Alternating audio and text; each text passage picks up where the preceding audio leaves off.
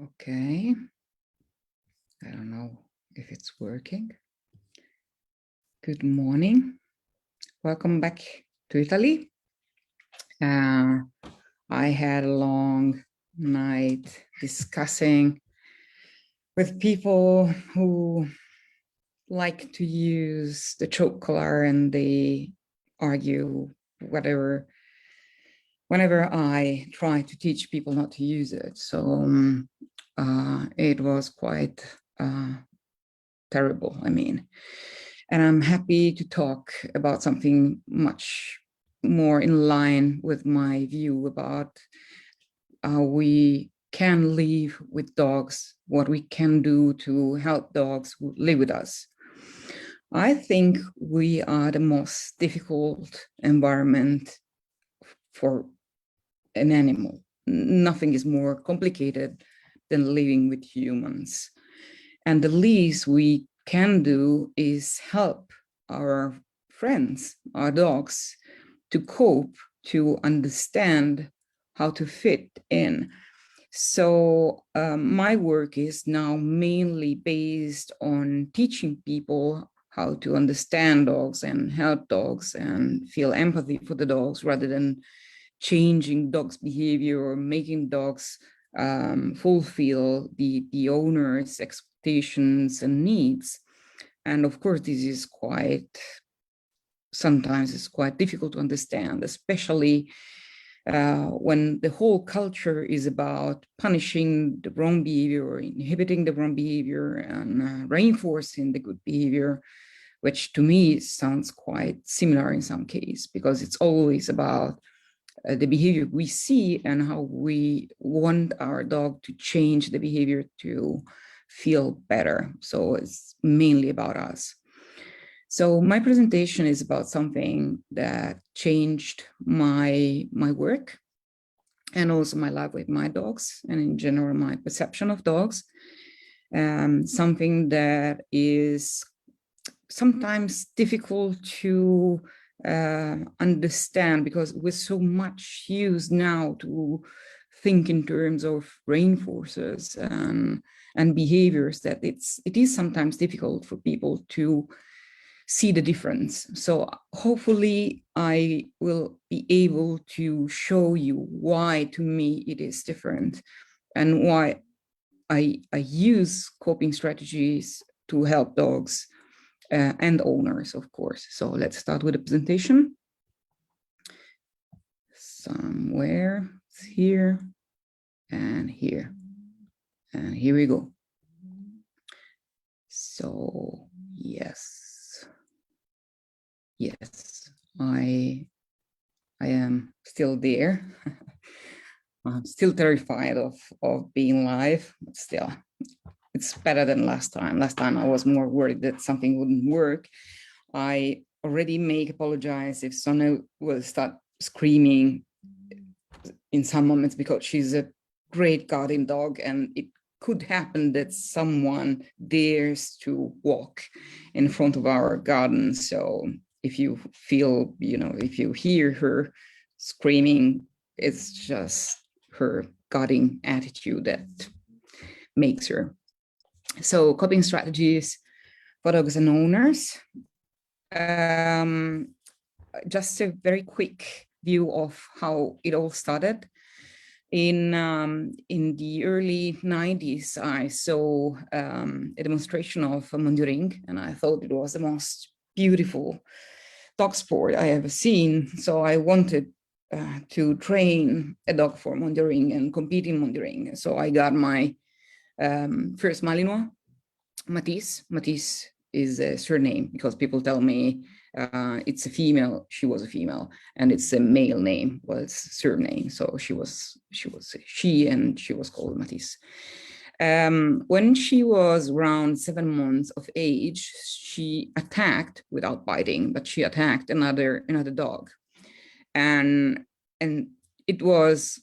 I felt so sorry for the other dog, of course, but also for her, because she couldn't cope with the presence of another dog. And I found out that it was easier for her if she was grabbing something. So I started leaving to her a Kong toy so that she could chew the Kong toy and just get rid of all that stress chewing it and holding it and chewing it. And at the time, trainers used to say to owners, never allow your dog to play with a toy when other dogs are around, because it's dangerous, because they can end up in a fight. And in my experience was different. I mean, in my case, using a toy was making her feel good enough to cope with the presence of another dog. So I was kind of not paying any attention to the rule that we should not use toys. And well, I started using toys during dog-dog interactions, because in my experience, having a toy can help some dogs cope in that context. And another experience back to the 90s is that I don't know how long you've been in the dog world, but in the 90s, it was quite usual to teach people to train the dog to sit. So the dog is jumping on people, the dog has to sit. The dog is jumping on you when you when you come back from work, teach the dog to sit. The dog is pushy and excited before getting the food bowl, teach the dog to sit and stay in the sit. So it was all about the sit. And I remember thinking, if I am excited and frustrated or upset or angry or insecure, would I feel better if someone tells me to sit and meditate? You know, my sister does it, and she's perfectly fine with that. I'm not that kind of person. It doesn't work with me, at least now. Probably if I get wiser and older, it could work. So I was thinking, what would happen to me if someone tells me to sit? And I wouldn't feel good. I would feel awful, really, especially if I had to sit. So I thought, maybe instead of teaching dogs to sit, I can use the same strategy I've been using with my Malinois. So I was telling people, if you go back home and your dog is jumping on you and you don't know how to deal with the dog in that moment, you can bring a toy with you to your workplace. You go back home, you tell the dog, look at the toy, give the toy to the dog, change dresses, play with the dog.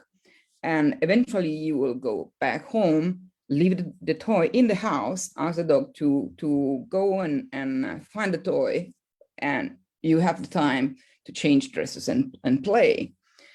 And the yellow Labrador is because it actually happened with an owner and a dog, and it was a yellow Labrador. And it worked. It worked pretty well. I'm still using it. So then in 2007, I adopted Border Collie, Grisou. He's still with us, 14 years old and still rocking. And so I went to the breeder. I took him, brought him home. It was in the evening, so I kept him with me in my room. I had other dogs at the time too. In the morning, I wanted my puppy to meet my other dogs. So I was sitting in the garden with the puppy on my lap, and my Malamute, and she was a very nice dog, approached it just to sniff him, to make contact with him in a friendly way. And he attacked her and tried to bite her in the neck for 6 times. And I thought, oh, I have a problem. After that, I also asked the owner, the breeder, about the behavior, and only then the breeder told me that the father had huge issues with other dogs. So maybe it's also something related with the genetics. But for sure, he was highly, highly reactive towards other dogs, any dog. I remember myself putting him into a field with an adult very sociable and skilled Newfoundland male, 3 years of age. And I remember him spitting the fur with the Newfoundland trying to get out of the gate. And he was 7 months of age. He was really intense. So I stopped. When he was 7 months of age, I stopped making him interact with other dogs because he was attacking any other dog. And since he was a puppy, I started to walk him on leash with 2 leashes. One was attached to his collar or the harness, and the other one was attached to a rope. So every time he saw a dog and he started to get stiff and roused and aggressive and reacting, he could ask me the rope and kill the rope. So he was grabbing the rope and growling and shaking it instead of attacking the other dog. And in 2007, late 2007, I went to a conference and I was explaining people that I was using that kind of strategy with my own dog. And since I needed to write down a full presentation, I started to do some research. And I got a better understanding of the reason it works, because I started to read things about coping strategies. So, and name what I was doing as a coping strategy. It ended up that I was wrong. I mean, at least it wasn't the full story, because coping strategies are not what at the time I thought they are. I only thought of coping strategy in terms of something that the dog likes and that helps the dog to cope in a situation, while coping strategies have much broader meaning. And so it's not the same. So I hate, usually I hate writing down what the no or not word. So saying what's wrong or it's not like that. I much prefer the yes. But in this case, it's important for me to tell people that coping strategies are not about reinforcements. So it's not about changing the behavior. It's not about counter conditioning. It's not, and we will see it later. It's not about desensitization or control or education or training. And that's what makes coping strategies so difficult for people, because we are so much into all of this that to change perspective, at least for me, in the beginning is quite difficult. So you see 2 of my dogs. One is a very young Puma. She is now 9 years old. In the picture, she was around 6, 7 months of age.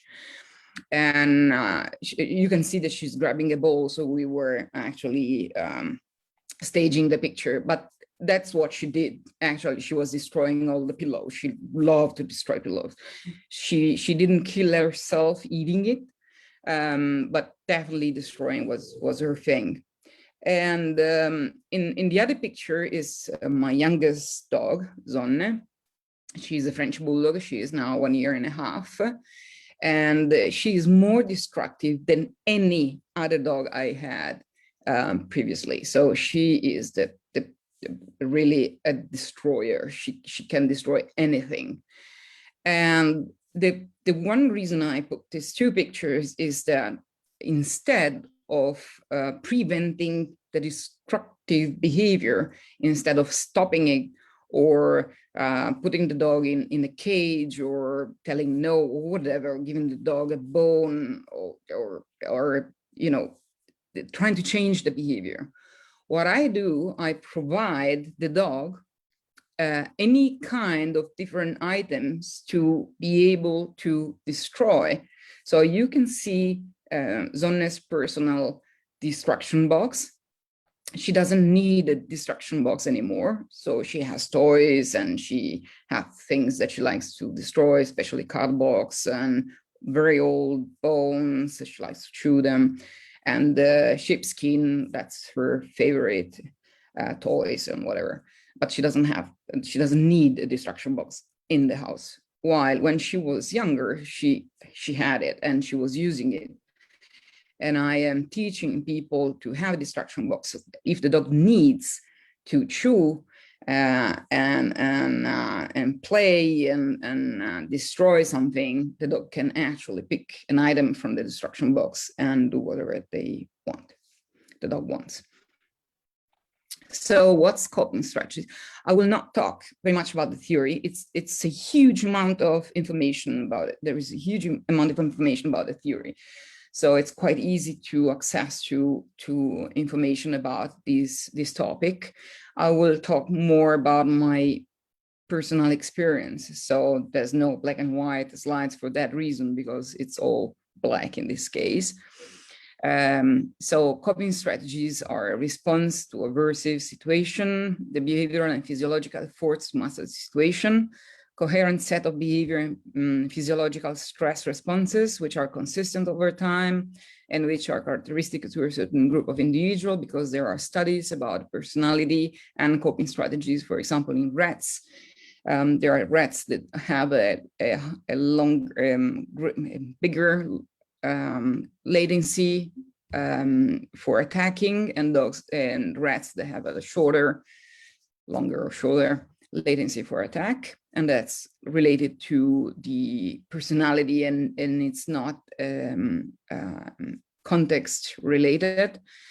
A coping style is defined as correlated state of individual behavioral and physiological, you already seen it. The impact of aversive stimuli or stressor is determined by the ability of the organism to cope with the situation. So these are the definition. And you can see 3 pictures of Grisou when he was a puppy.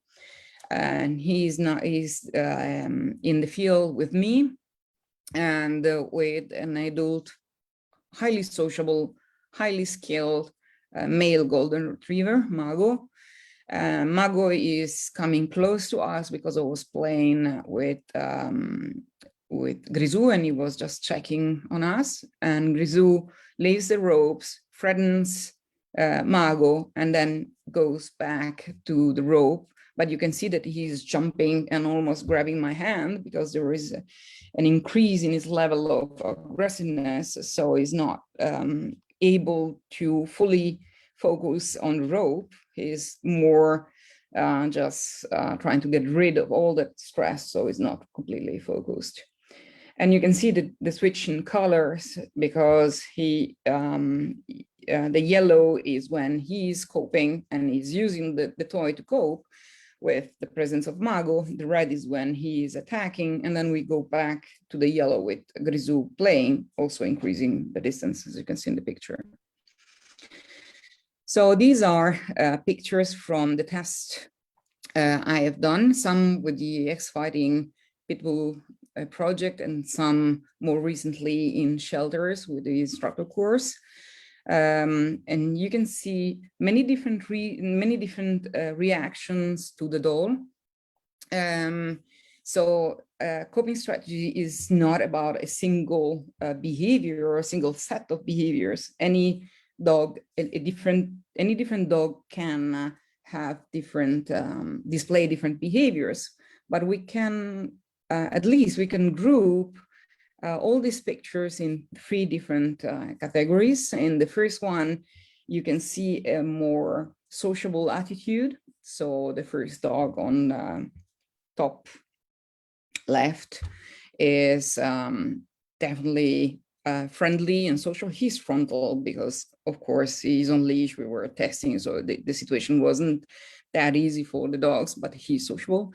The German Shepherd is more stiff, more worried, but no signs of threatening, no signs of active avoidance. And the Pitbull Mastiff mix, or whatever it is more intense, but still not aggressive nor fearful. In the middle section, you can see reaction associated with fear. So a fearful approach, and then we can see an increase in the avoidance strategies, so dogs that are actively moving, staying away or moving away from the doll.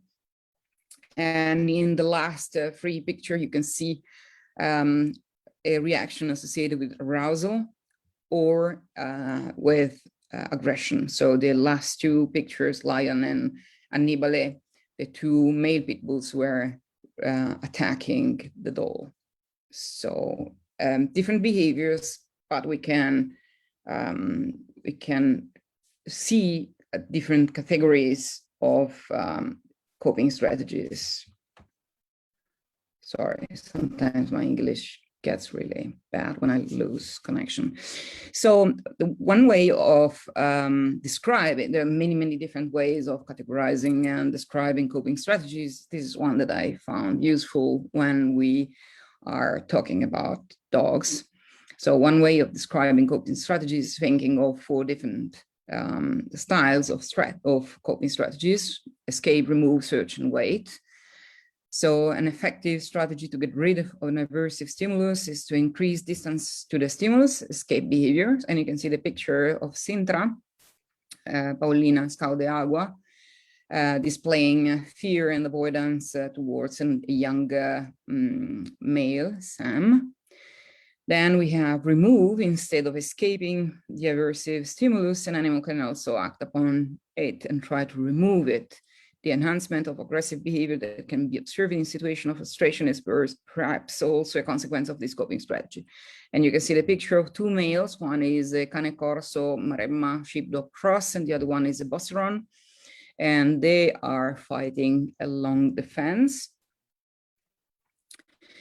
And then we have the last 2 strategies. If the aversive situation consists of the absence of a stimulus to release a specific behavior, example, feeding, such behavior is the adaptive coping response, appetitive behavior. So, and in the picture, you can see a young Zonne who is trying to reach me.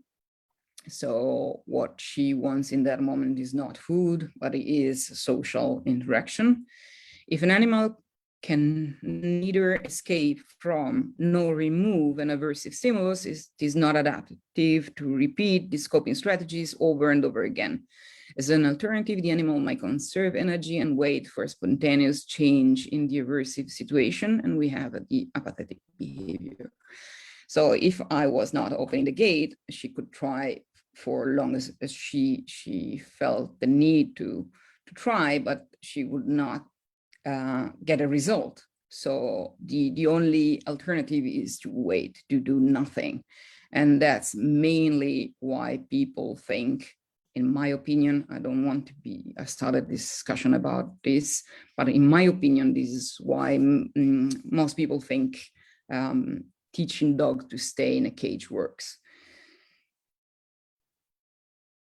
So I will talk, as I told, I will talk, probably I forgot. I will talk about dogs on leash. Well, I was saying that I was discussing about the use of choke collars. And I think in our world, how dogs are managed on the leash has a huge impact on the dog well-being.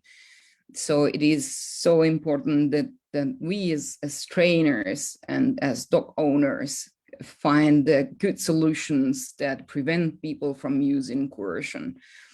And during the years, I have seen so many different strategies because it's a huge topic and it's a huge problem for owners. So there are many different ways to deal with the dog pulling on leash or reacting on leash or misbehaving on leash.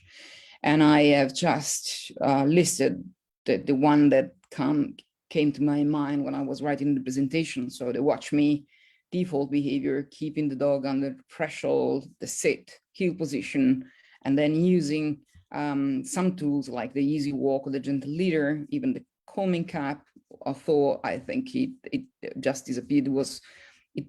People were using the calming cap in the early 2000s, and then I haven't seen it for a while. And of course, you go the best, ignore the rest, and teaching the dog to be calm, and so on.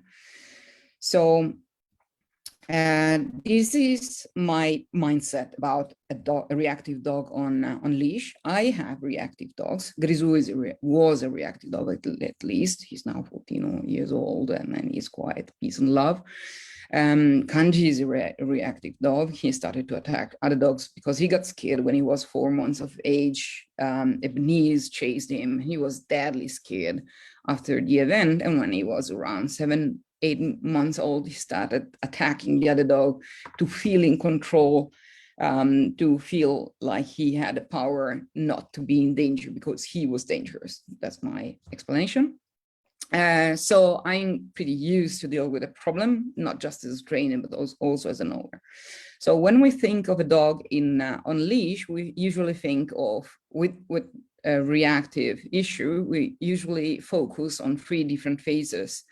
So the phase when the dog is normally walking on leash, and then something triggers the dog reaction. So the dog gets stiff and display hacklers and starts to focus intensely on the stimulus, and then the reaction. So these are the 3 phases that normally are considered when dealing with a reactive dog.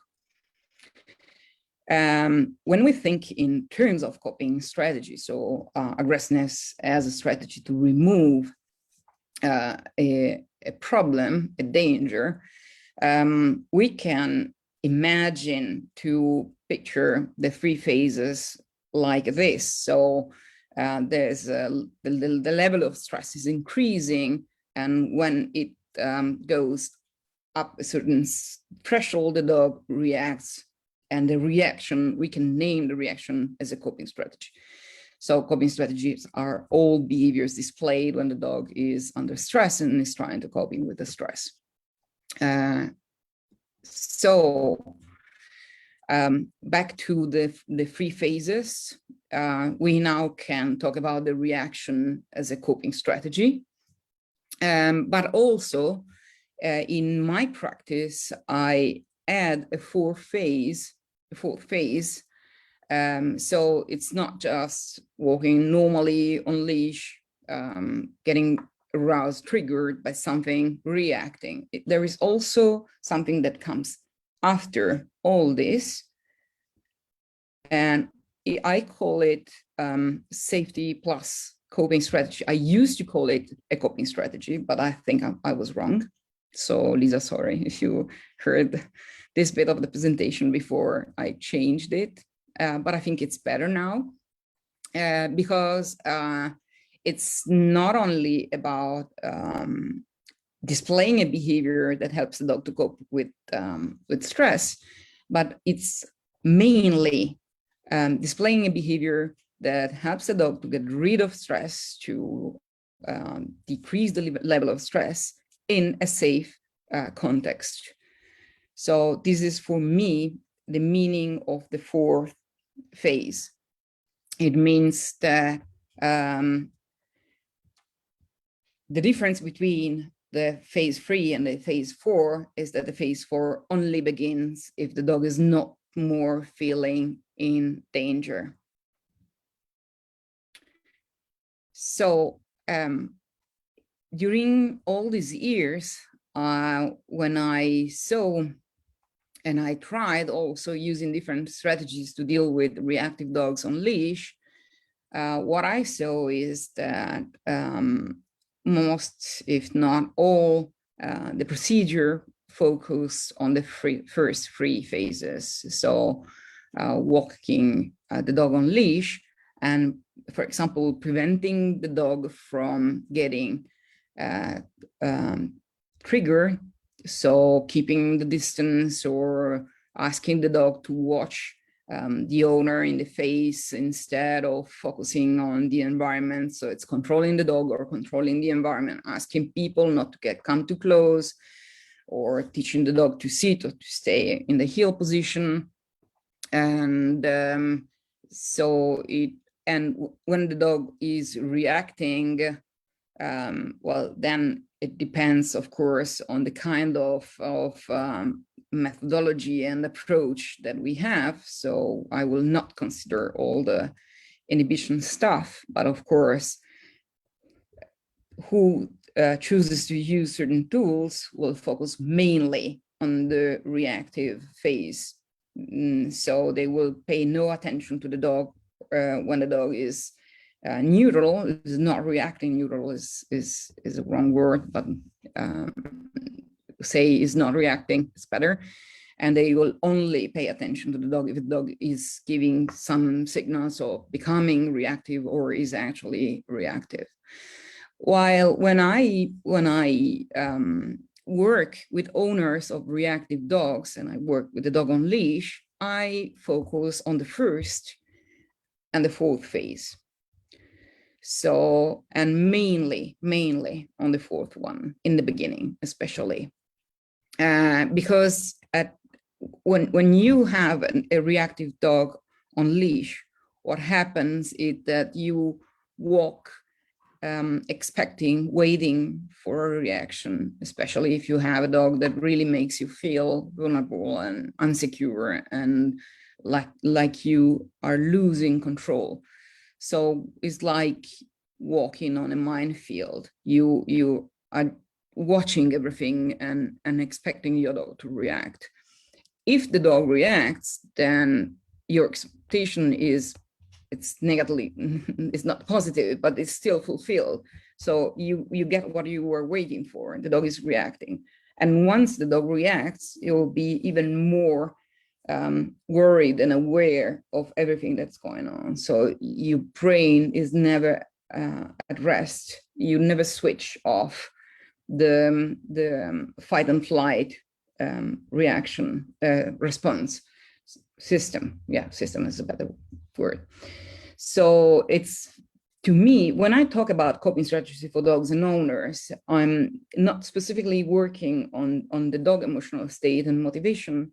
Half of the work is on the owner because you're linked through the leash and whatever you feel, and it's part of the dog experience when walking on leash. So if I am worried and scared of losing control or being, judged by people, for example, if you have a small dog, you maybe are not worried that the dog can kill someone, but still people can judge you as a bad owner.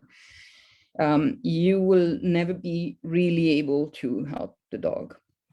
So I want people to focus on something positive, so forget about a reaction, and to focus on anything that will make themselves and the dog feel better after the reaction.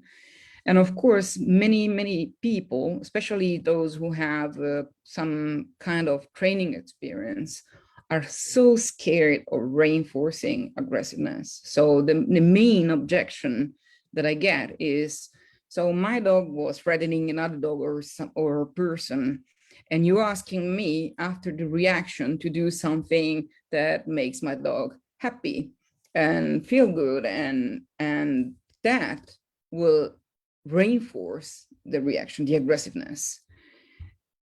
And it is, I know it doesn't work like that. I'm sure, I'm totally and completely sure that it doesn't work like that, but I understand why people is so scared about it, because we think in terms of reinforcement and punishments, and we are stuck into that conditioned perspective. So so this is I was trying to make things visible. So I hope it kind of works. So let's say I have my dog on leash, and my dog sees another dog, reacts, barks, lunges, growls, and I just do nothing. I stay there and do nothing. So there is no increase in the intensity, in the arousal, and there is actually nothing happening.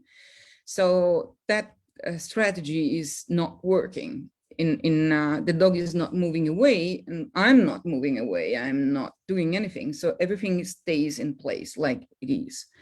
The dog might try to find a different coping strategy. And for example, seeking my support. So come to me and ask me to do something. And that happens quite often.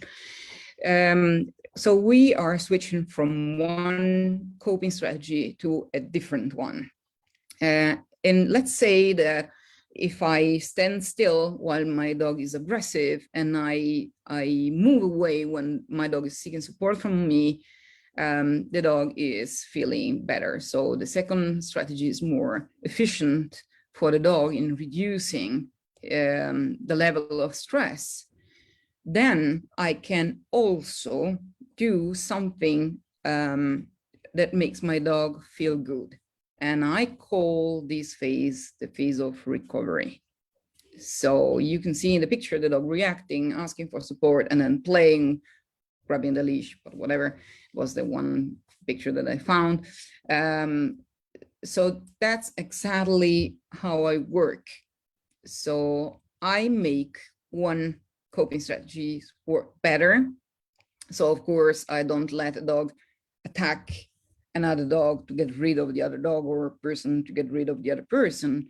I wait to see if the dog is able to choose and is choosing a different coping strategies. And that coping strategy will work because, for example, if the dog is asking for distance, I will ask the owner to follow the dog and move away from the dog, or from the fence, or from me, or whatever, and to play, for example, with a dog. Playing is not the only coping strategy that I associate with the safety context. We will see other different activities. So why it works? In my experience, why it works? Because when we do something to make our dog feel better after a reaction, we work on many different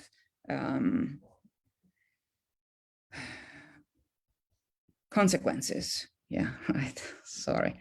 Many different consequences. So what I want to produce is that I want to help my dog to recover. My dog got stressed and I want my dog to feel better in a shorter time. I want my dog to recover faster, not only to recover. It helps me and my dog to switch mindset from the fight and flight system to a positive interaction and an enjoyable activity, something good, something positive.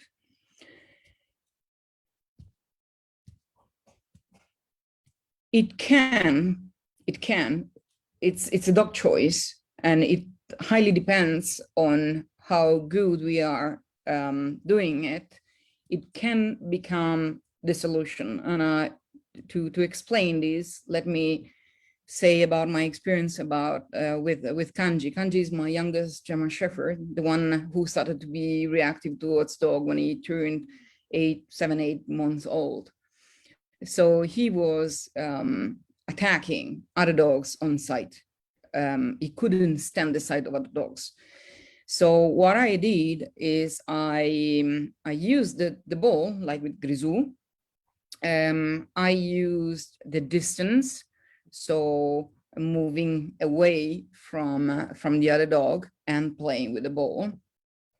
If he cannot, especially if he couldn't play with the ball when we were close.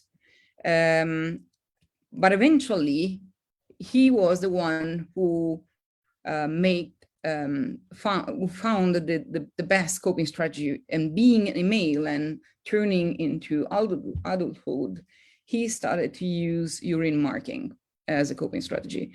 So now when he sees another dog, he doesn't need the ball, he doesn't ask the ball, he just looks for a place to urine mark. So we walk or we run. I have no problems running after with my dogs to a tree to make my dog urine mark. So he sees the dog, he can't cope, and sorry, he can't cope actually. He doesn't react, and he just looks for a place to urine mark. So in his case, I was offering him the ball as a solution myself, playing with me and the distance and be happy with me, while he now prefers the scent marking as a solution. I am part of the solution because he is on leash and I am actually following him to allow him to urine mark. I have this idea of the emotional balance of an experience. So if something negative happens, but in the same context, also something positive happens, maybe we are able to change the general perception of the dog of the context of the experience. So maybe if we add something positive, the long-lasting memory of the event will not only be negative. So I try to, for example, when I do interactions with my dogs, sometimes my dogs help me assessing aggressive dogs in general. And sometimes my dogs have to meet, they don't have, they can choose not to, but they meet dogs that are very unbalanced emotionally. They are in a bad emotional state, and so they do not communicate, they do not interact properly. So it's quite difficult for my dogs to cope with that kind of dogs. So before getting back to the car or to the place, I spend some times with my dog, making my dog jump into the pond, or playing with the ball, or cuddling my dog, or walking my dog in the place, so that when my dog gets back, the last memory is something positive. I don't want my dog to get out from the car, get in the field, meet a dog that's in a bad emotional state, and back into the car.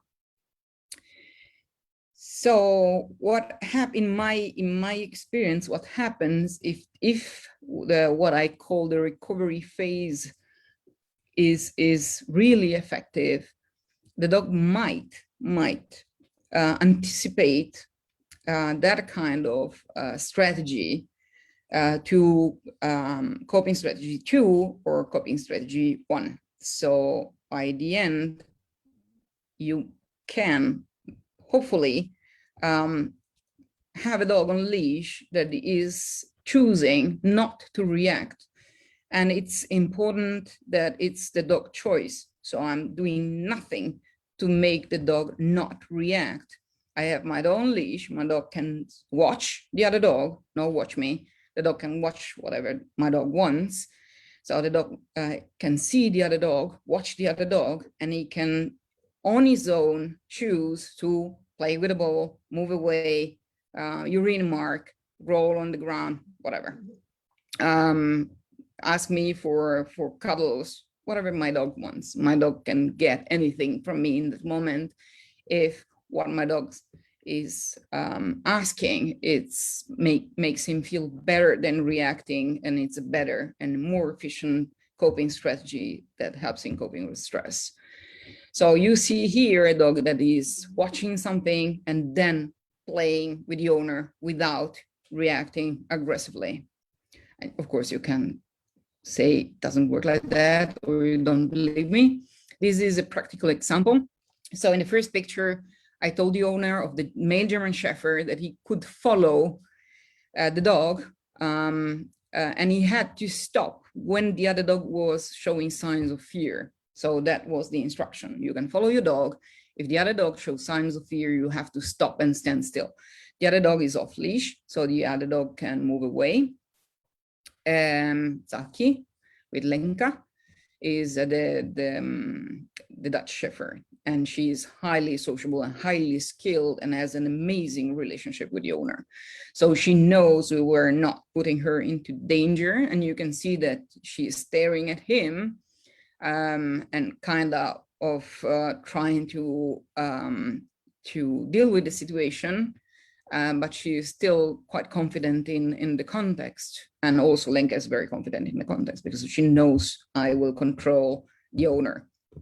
So they are too close, the dog is reacting, and it's an adult male intact male reacting against a female, which tells a lot about his emotional state when on leash, at least. Well, he's in general is quite reactive. And then you can see, so the level of stress is now increasing. His coping strategy is to remove, even though he's facing an adult female and very sociable and nice one. And then you can see that he is playing with the ball.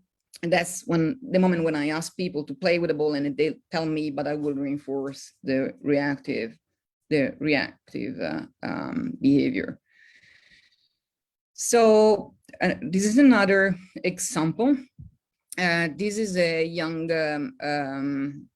Labrador, or probably Labrador cross, male intact. In Italy, most of dogs that are not from shelters or rescues are intact. So the owner was sitting in front of me with the dog on leash. The dog is reactive towards dogs and people, highly reactive. And so you can see in the picture that he's lying and checking on me. So he's quite careful about what I do. I'm sitting, I'm not doing anything special. And then someone is walking through, and you can see the change in the attitude. So the white of the eye, the stiffness is intensively focusing. And then you can see the change in the mouth.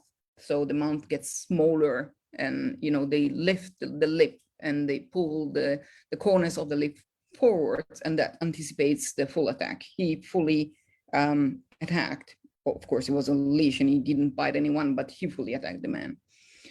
And the only work that I have done is the work that I've been talking to.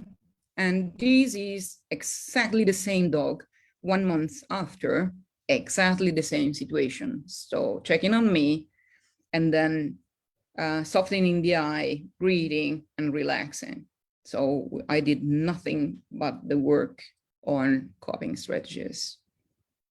So I don't know if it will work.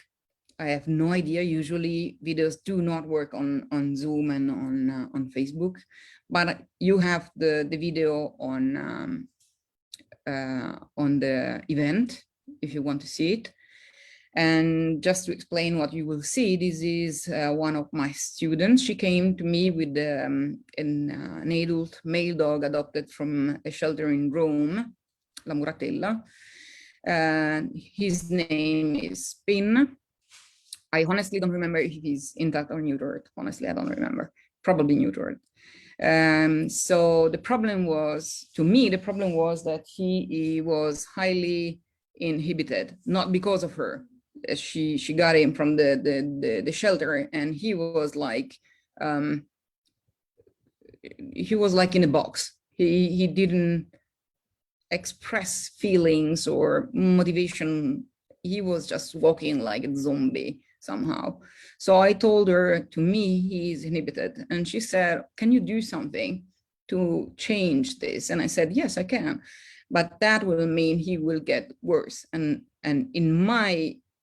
I have the feeling that he will get really worse. And she said, doesn't matter. If that's the price to make him feel better, I am ready to pay it. So I did it. I made him interact with my female German Shepherd. By the time I had a very sociable and very strong female German Shepherd. And after that experience, he started to react really intensively. He was not only threatening people and dogs, he was grabbing the leash and moving towards the end. So she told me, you were right. I have a bigger problem now, but I want to work on it. So what can I do? I told her about using a toy, but he will not play with a toy. So she started using a very big rawhide bone that he was grabbing and holding while walking on leash, and that made him feel better. And she also, when he started to get stiff, she also would stop, bend, so lower herself and talk to him in a nice and friendly way so that he would relax. And they have an amazing relationship, Mara and Spin. And you can see in the video that she is using a lot of the techniques that I use. So following the dog, but she has to cross in front of the fence where there is a male reactive Doberman. So she has to walk in front of the Doberman. So she can't follow him because she has to go back to the car. So she can't really move away from the problem. So she's shortening the leash in a very nice and gentle manner to, again, to help him cope. Is not about controlling the dog, is more about feeling safe, not being alone, left alone, facing the problem. And she's using a stick to help him coping. So I don't know whether you can see it. If not, I will just skip it and so following the stick, following Doberman barking. She's now using the body to tell the dog they're moving in a different direction, shortening the leash. The dog is not able to follow her and tries to move away from the Doberman, but they have to walk in a different direction. So shortening the leash very gently, giving the dog the time to understand the different direction. Always the stick. So now you can see the dog is getting stiff, and then lowering the head and moving away. And as soon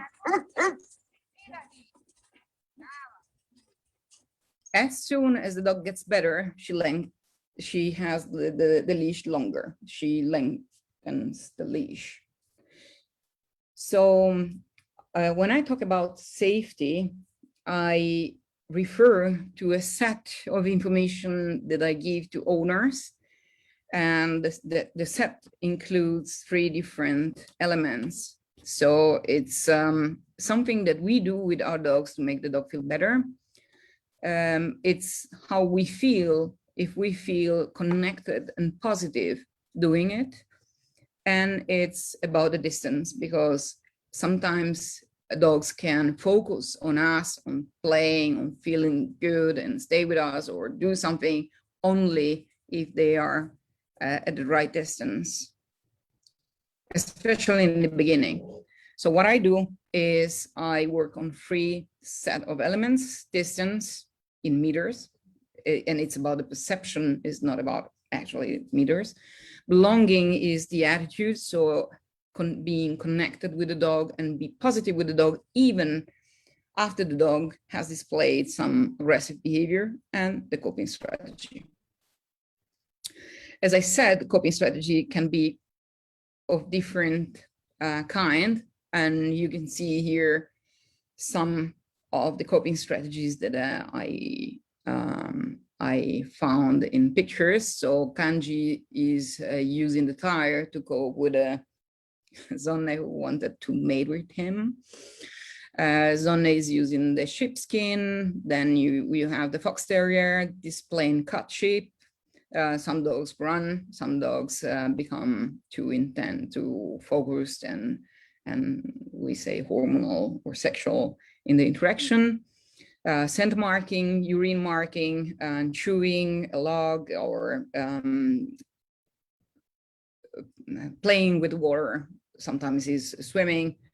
Doing the target training, touching the hands. Some dogs can use trained behavior as a coping strategy. Rolling on the ground, and then you see, there are 2 pictures here that talk about some problems we might have using coping strategies. One is playing in the water, because the Doberman used to jump into the pond and started pawing the water and trying to to bite the sprinkles, and she would not get out. And the other one is Kanji was not leaving the bowl because I was asking him something that for him was little too much. So the stress was higher during the training, and he was using the ball as a coping strategy. So he would not leave the ball. He was not able to leave the ball in that moment.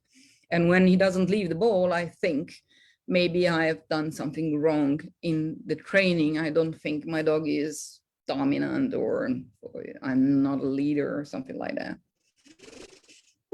I'm running out of time, so I'll be very quick.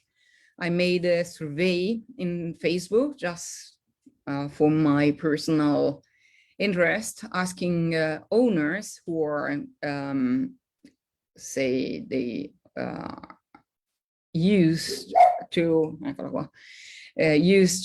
talk about coping strategies, asking which were the coping strategies they dog more efficient for their dogs. And so I was able to find some difference in different breeds, group of breeds. And so, for example, in Shepherd dogs, most of owners were referring to the ball. It's either holding, chewing, playing, chasing. I don't know, I should have asked the question in a better way. Tug of war, chewing, holding something, social contact, barking, running. Then we have retrievers, and owners were answering that the dogs were using as a coping strategy chewing, especially paper or wood, holding something, playing with toys, asking for social contact, and you can see the golden asking for social contact, sniffing, barking, and all the other behaviors. And with bull terriers, I had 3 people writing about hunting lizards, and this is my Staffy. I miss her so much, and she had so many things she liked that she could always find something to make her feel better or make her feel happy. And the one advice that I give to people is to teach a young dog to enjoy as many activities as possible, because that will make so much easier to recover from stress, or to help the dog when the dog is stressed. And I was making a list of all the answers. So the first 3 coping strategies, the most answer that I got were about chewing, destroying, playing with toys, and chewing, destroying, you remember the destruction box, playing with toys and holding something in the mouth. Then social play, hunting, social contact, water, safe space, running, resource control, and sexual behavior. So I was trying to categorize the answers, and I ended up with 3 groups: predatory behaviors, social interactions, or what I also call tend and befriend, and physical activity. Sorry, I'm running because I want to finish on time, and I have 2 minutes. So this is the last slide. Coping strategies are not a behavior modification program. I don't use it in that way. They don't work in that way. The dog does not change the perception of the stimulus. So it's not counter conditioning. What may change is the dog ability to cope with stress and the ability to include us in solution to a problem, because we are the ones providing effective coping strategies. And you see here, it's again Gonzo. Sorry for choosing him again. I wanted another dog and I couldn't find a picture. You can see Gonzo reacting to a male, but then when he can feel the positive presence of the owners, instead of increasing the intensity of the aggression, he's able to move away from the stimulus. I will not show the video because we are running out of time. I can put it in the web page if you want, in the Facebook page if you want. So if you want to find me, I'm really, bad at this part, but here there are some places where you can find me, and some of the titles that I also translated in English. So let's get out of it. So I could talk about this topic for a week. So I hope you got some suggestions or some information that might be useful. And as the last time, I will now read the comments, and if you had any question, I will be happy to answer. And you can write to me anytime. I will always answer, sometimes not immediately, but I'm on lockdown here. And so I have plenty of time. So thanks for joining me. Hope my English wasn't that bad and she wasn't parking, so I'm happy about it. No one was walking in front of my garden. Our garden is not mine. So thank you so much for being there. It was amazing for me to be able to talk about something that's so meaningful for me. Hope you enjoyed it, and thank you very much, and bye-bye.